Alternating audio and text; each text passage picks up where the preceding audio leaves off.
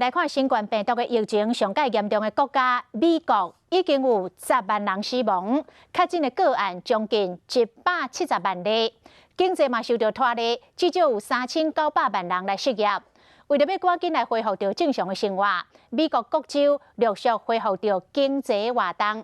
美国的防疫的专家佛奇讲，只要落实防疫，就会当避免第二波的感染。 新型冠状病毒伫美国造成的死亡人数已经超过10万人，这比韩战、越战以及2003年到2010年的伊拉克冲突这3场战争加起来死亡人数搁较济。要记疫情都发生的时，美国总统川普以小感冒来形容新型冠状病毒。即马美国胃病死亡人数甲确诊人数拢是全世界上济。总统川普总算有法度苦民所苦。We mourn for every life the virus has claimed.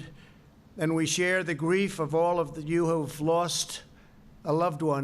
疫情嘛拖累美国的经济，全美国至少有3900万人失业，是要重新启动，还是要继续闭关防疫？对各州来讲拢是难题。伫第一波疫情还未完全控制进前，就赶紧要解封，敢真正无问题？别讲防疫大众扶持，就先甲大家注射。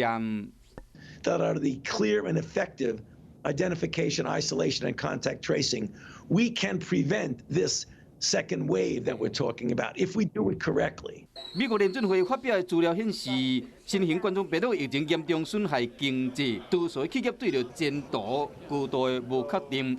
当确诊数甲死亡数拢还未明显的下降，就敢若佛奇所讲的，第二波疫情有可能发生，不过唔是无法度避免。重新启动经济，唔通袂记一定要落实防疫。